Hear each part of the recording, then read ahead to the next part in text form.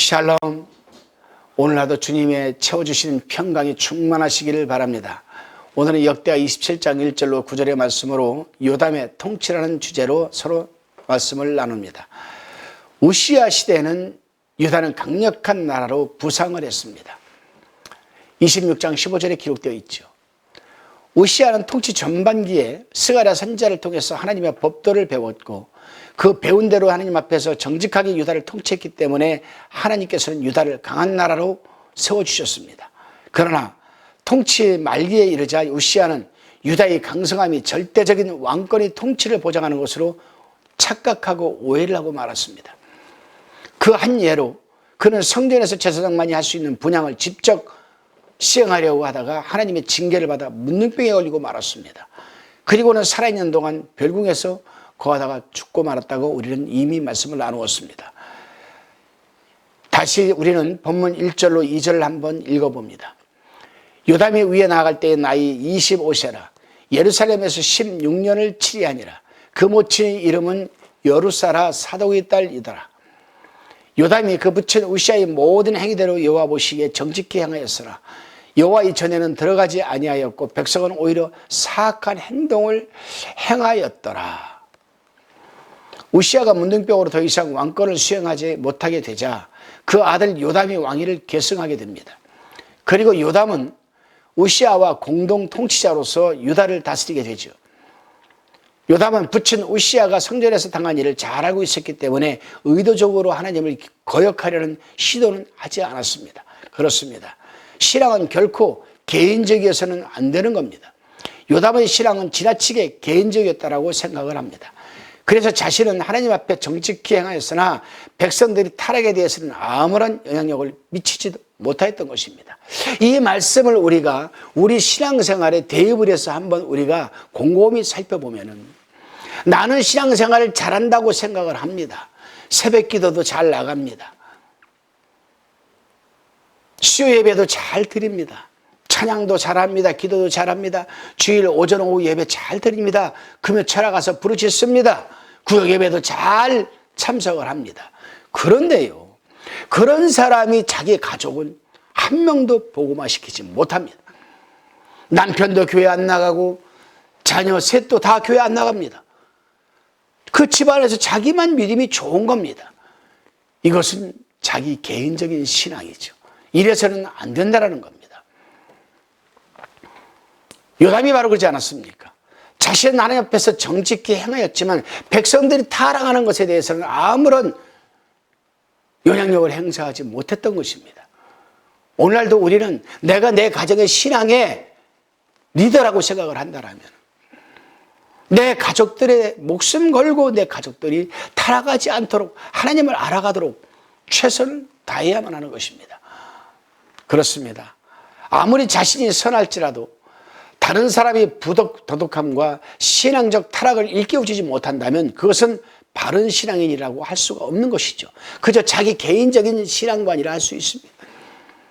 여러분은 자신이 하나님 앞에서 가족이나 다른 사람들이 부도덕함과 신앙적 타락의 신앙에서 어떻게 일깨워주고 있는지 한번 돌아보는 시간이 되시기를 바랍니다. 다시금 본문 3절로 9절까지의 묵상한 내용을 나누어 봅니다. 3절로 9절까지의 본문은 요담이 유다를 16년 동안 통치하면서 이루어놓은 많은 업적들을 기록한 내용입니다. 그런데 자세히 읽어보면은 또 살펴보면은 요담이 남긴 업적들은 대부분이 그의 부왕 우시야가 생전에 행하여지던 것으로서 선왕이 이루어놓은 군사적, 경제적 이 번영, 이 세 가지 덕택이었다라고 우리는 깨닫게 됩니다. 좀 더 자세히 살펴봅니다.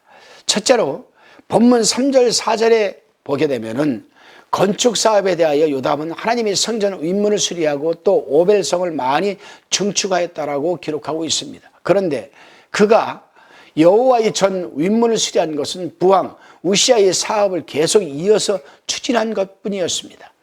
두 번째로 본문 5절을 보면 정복 사업에 대하여 요담이 암몬 자손과 이 싸워서 승리한 것은 유다의 국력을 크게 과시할 수 있는 계기가 되었는데 이것 또한 여호사밧 시대에 암몬이 유다를 침입하였을 때 하나님의 도우심으로 그들을 어렵게 물리친 이후로 유다가 암몬에 대하여 아무런 영향력도 발휘하지 못하였기 때문이라고 우리는 깨닫게 됩니다.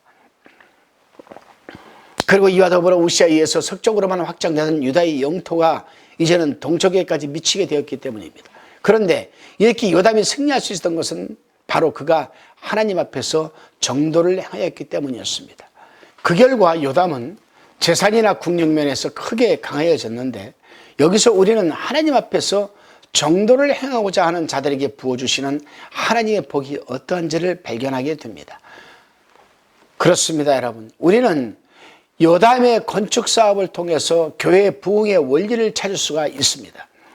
사실 요담은 하나님의 전 윗문을 건축하고 나서야 오벨성을 많이 증축했고 유다 산중에 성읍을 건축하였습니다. 그리고 그는 이와 더불어 견고한 영체와 망대를 건축하였습니다. 그렇습니다. 이처럼 교회는 먼저 내적인 문제를 해결하고 외적인 난제까지 처리해야만 부흥을 할 수가 있는 것이라고 생각이 듭니다. 그래서 내외적으로 하나님의 관계가 원활히 회복되어야만 교회가 하나님의 처소로 인정받을 수가 있고 부흥이 되는 것입니다. 동역자 여러분, 그리고 시청자 성도 여러분, 여러분들은 교회의 부흥을 원하십니까? 그렇다면 교회의 내외적인 문제에 대하여 관심을 갖고 그 문제를 내 문제처럼 인식하고 해결하는데 한마음이 되어야 할 것입니다. 오늘도 교회에 가서 말씀 듣고 기도하고 그냥 돌아올 것이 아니라 우리 교회에 산적되어 있는 문제가 무엇인가를 한번 곰곰이 생각해 보시고 그 문제를 해결하는데 내가 먼저 앞장서시기를 바랍니다. 그러면 분명 여러분이 원하는 대로 그 교회는 부흥될 것입니다.